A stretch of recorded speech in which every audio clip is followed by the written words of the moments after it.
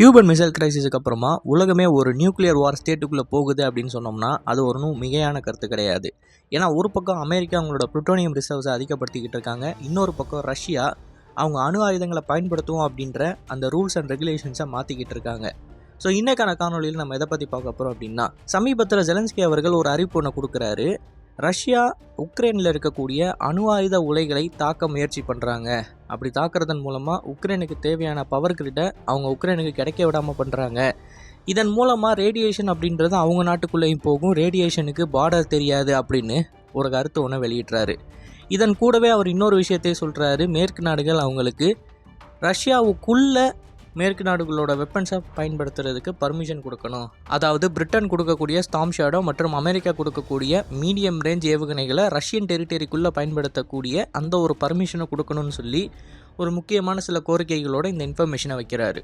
So இன்றைக்கான காணொலியில் இவர் சொல்லக்கூடிய கருத்துக்கள் மற்றும் ரஷ்யா சமீபத்தில் அவங்களோட ரூல்ஸை மாற்றிருக்காங்க. அதாவது எந்தெந்த சினாரியோஸில் நம்ம அணு ஆயுதங்களை பயன்படுத்தலாம் அப்படின்னு சொல்லி ஒவ்வொரு நாட்டிலையுமே ரூல்ஸ் அண்ட் ரெகுலேஷன்ஸ் இருக்கும்.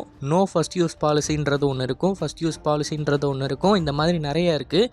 அப்படிப்பட்ட ரூல்ஸை அவர் சில சேஞ்சஸ் கொண்டு வந்திருக்காரு. அந்த சேஞ்சஸின் மூலமாக இப்போது உக்ரைன் மட்டும் ரஷ்யன் டெரிட்டரிக்குள்ளே ஒரு ஏவுகணைகளை ஃபயர் பண்ணாங்கன்னா அது உக்ரைனுக்கு மிகப்பெரிய பாதிப்பாக இருக்கும்.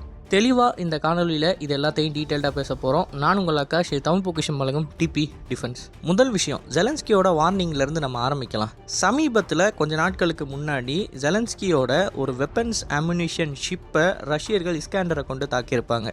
ஒடிசா போர்ட்டிலேருந்து ஈஸ்ட் பகுதியில் கிட்டத்தட்ட 30 கிலோமீட்டர் தள்ளி ஒரு சின்ன போர்ட் இருக்குது. அந்த போர்ட்டில் மேற்கு நாடுகள்லேருந்து ஆயுதங்கள் அப்படின்றது உக்ரைனுக்கு சப்ளை பண்ணப்பட்டிருக்கு. கப்பலில் இருந்த ஆயுதங்களை இறக்கிக்கிட்டு இருந்ததை வேவு பார்த்த ரஷ்யா அந்த கப்பலை நோக்கி ஒரு இஸ்காண்டர் அனுப்புகிறாங்க.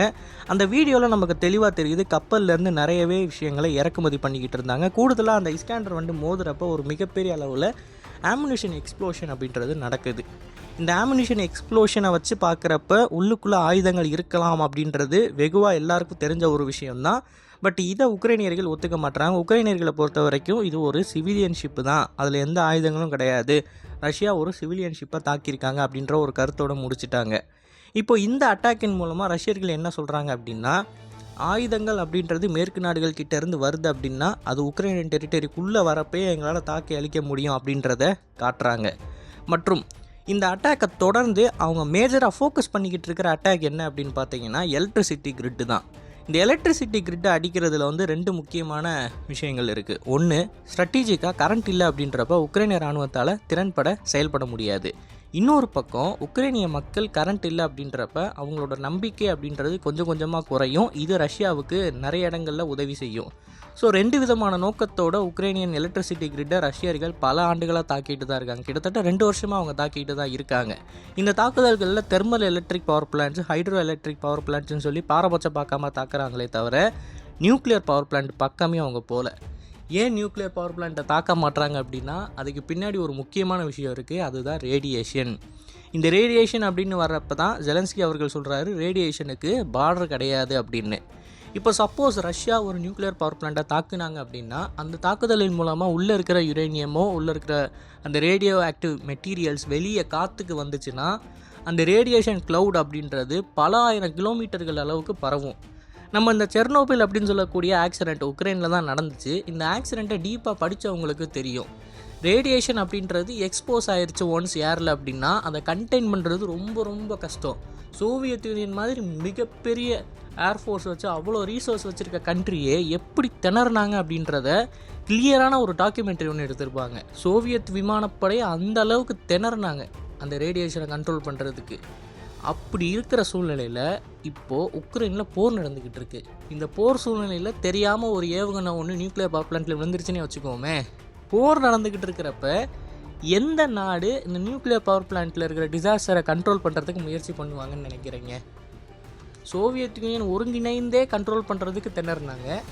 இப்போ போர் நடந்துக்கிட்டு இருக்கிறப்ப எந்த கண்ட்ரியும் உள்ளே போய் நாங்கள் ரேடியேஷனை கிளியர் பண்ணுறோம் அப்படின்னு சொல்லி போக போகிறது கிடையாது. ஸோ அப்படி கண்ட்ரோல் பண்ண முடியாமல் போயிருச்சுன்னா ரேடியேஷன் அப்படின்றது பல ஆயிரம் கிலோமீட்டர்கள் நீளும். அந்த மேக கூட்டங்கள் அப்படின்றது இங்கே உக்ரைனில் ஆரம்பித்து சைபீரியா வரைக்கும் போக வாய்ப்பு இருக்குது. இந்த பக்கம் யூகே வரைக்கும் வர வாய்ப்பு இருக்குது ரேடியேஷன் க்ளவுட் அப்படின்றது. ரேடியேஷன் க்ளவுடுன்றது தான் வரும். பட் ஹியூமன்ஸை எந்த அளவுக்கு அஃபெக்ட் பண்ணும் அப்படின்னா, அது அந்த சரௌண்டிங்லேருந்து சில ஆயிரம் கிலோமீட்டர்கள் வந்து கண்டிப்பாக அஃபெக்ட் பண்ணும் அப்படின்றது நிதர்சனமான உண்மை. இப்போ இந்த ஃபேக்ட் அப்படின்றத யாராலையுமே மறுக்க முடியாது. அதனால தான் இந்த நியூக்ளியர் பவர் பிளான்ட்டை இப்போ வரைக்கும் ரஷ்யர்கள் தாக்க மாட்டுறாங்க. ப்ளஸ் உக்ரைனியர்கள் அவங்களோட நியூக்ளியர் பவர் பிளான்ட்டையே தாக்கிட்டு ரஷ்யா மேலே பழி போடணும் அப்படின்னு சொல்லி நினச்சாலும் அதுலேயும் சில நடைமுறை சிக்கல்கள் இருக்குது அப்படின்றத அவங்க உணர்ந்துட்டாங்க. இந்த சினாரியோவில் ஜெலன்ஸ்கி அவர்கள் சொல்லக்கூடிய கருத்து அப்படின்றது ஏற்றுக்கொள்ளும் வகையில் தான் இருக்குது. அவர் பார்டர் தெரியாது அப்படின்றத சொல்கிறப்ப சுற்றி வளைச்சி என்ன சொல்கிறாரு அப்படின்னா, மேற்கு நாடுகளுக்கு ஒரு மெசேஜ் கொடுக்குறாரு, உங்கள் சைடு வந்துச்சு அப்படின்னா அதுவுமே உங்களுக்கு பிரச்சனை தானே அப்படின்ற மாதிரி. பட் இதற்கு புட்டின் அவர்கள் என்ன சொல்ல போகிறாரு அப்படின்றது நமக்கு தெரியலை. இத்தனை நாட்களாக உக்ரைனோட எலக்ட்ரிசிட்டி கிரிட் அப்படின்னு வரப்போ நியூக்ளியர் பவர் பிளான்ஸை தொடாமல் இருந்த ரஷ்ய அதிபரான புட்டின் இதுக்கப்புறம் அவரோட ஸ்டான்ஸை மாற்றுவாரா அப்படின்றது சந்தேகம்தான். ஆனால் இன்னொரு பக்கம் அவர் ஒரு மிகப்பெரிய காயை நகர்த்திக்கிட்டு இருக்காரு. அதுதான் உக்ரைன் மேலே ஒரு அணு ஆயுத தாக்குதலை பண்ணுறது. ஒரு நியூக்ளியர் டிசாஸ்டர் அப்படின்றப்ப ஒரு பவர் பிளான்ட்டில் ஏற்படக்கூடிய விபத்தையும் நம்ம அணு ஆயுதம் வெடிக்கக்கூடிய அந்த ஒரு இன்சிடெண்ட்டையும் கம்பேர் பண்ண முடியாது. ஏன்னா அணு ஆயுதம் வெடிக்கிறப்ப ரேடியேஷன் அப்படின்றது வேறு மாதிரி வெளியிடும். நியூக்ளியர் பவர் பிளான்ட்டில் இருக்கிறப்ப அந்த ரேடியேஷன்றது வேறு மாதிரி வெளியே வரும். இப்போ ஹிரோஷிமா நாகசாகி அப்படின்னு எடுத்துக்கிட்டிங்கன்னா 15 கிலோடன் எடையில் இருக்கக்கூடிய ஒரு அணு ஆயுதத்தை ஹிரோஷிமா மற்றும் நாகசாகி மேலே போட்டிருப்பாங்க. அதில் ஒரு இன்சிடெண்ட்டில் மட்டுமே கிட்டத்தட்ட 1.5 லட்சம் பேருக்கு மேலே இறந்து போயிருப்பாங்க. இந்த 1.5 லட்சம் பேர் 15 கிலோடனில் இறந்து போயிருக்காங்க அப்படின்றப்ப இப்போ உள்ள அணு ஆயுதங்கள்லாம் பார்த்தீங்க அப்படின்னா 1000 கிலோடனில் இருக்குது. அதாவது 1 மெகடன் அப்படின்னு சொல்லுவாங்க. 1000 கிலோடனில் அணு ஆயுதங்கள் இருக்குது. ரஷ்யா கிட்ட மட்டுமே கிட்டத்தட்ட 5500க்கும் மேற்பட்ட அணு ஆயுதங்கள் இருக்குது. இதில் 1500 அணு ஆயுதங்கள் கிட்டத்தட்ட ரிட்டையர்மெண்ட் ஃபேஸில் இருக்குது. ஸோ ஒரு 4000 அணு ஆயுதங்கள் அப்படின்னு நீங்கள் வச்சிங்கன்னா கூட அவங்களால உக்ரைனை முழுக்க சிதைத்து விட முடியும். வெறும் 4 ஸ்ட்ராட்டஜிக்கல் வார்ஹெட், அதாவது 1000 கிலோடன் இடையில இருக்கிற வார்ஹெட்டை போட்டாங்க அப்படின்னா அடுத்த 40 வருஷத்துக்கு உக்ரைனில் விவசாயம் நடக்காது, மக்கள் வாழ முடியாது. அப்படிப்பட்ட பாதிப்புகளை உக்ரைனுக்கு ஏற்படுத்த முடியும்.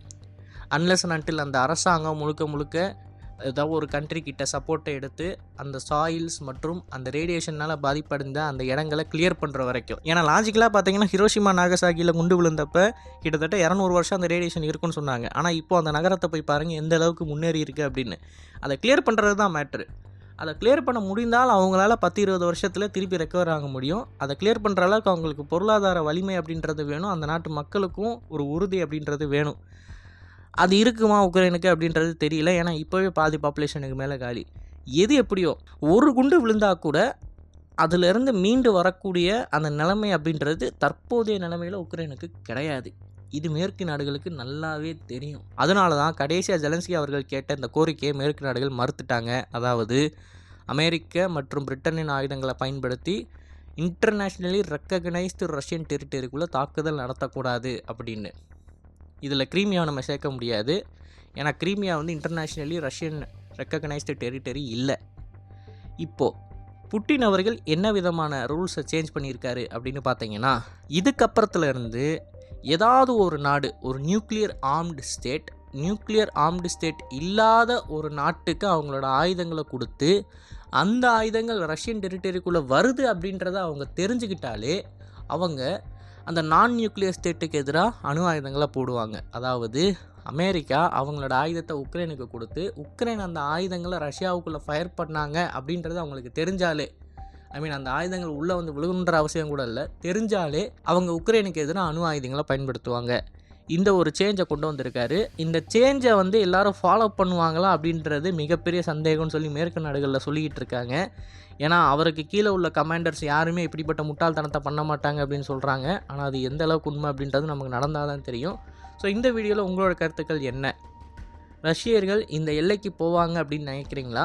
இல்லை இதுவும் வழக்கம் போல் இருக்கிற ஒரு ரெட்லைன் சம்பவம் தான், இப்போ தான் சொல்லுவாங்க, ஆனால் கொஞ்சம் நாளைக்கு அப்புறம் ஒரு இன்சிடென்ட் நடக்கும், அந்த இன்சிடென்ட்டுக்கு அப்புறமா அவங்க அணு ஆயுதங்கள் பயன்படுத்த மாட்டாங்கன்னு நினைக்கிறீங்களா? மறக்காமல் உங்களோட கருத்துக்களை கமெண்ட்ஸில் பதிவு விடுங்க. அண்டு இது போல் நிறையவே தகவல்களை தெரிஞ்சுக்கொள்ள டிபி நியூஸ் பேஜை ஃபாலோ பண்ணிக்கோங்க. நல்லது இப்போ இருந்து நல்ல சமுதாயத்தை உருவாக்கும். நன்றி, வணக்கம்.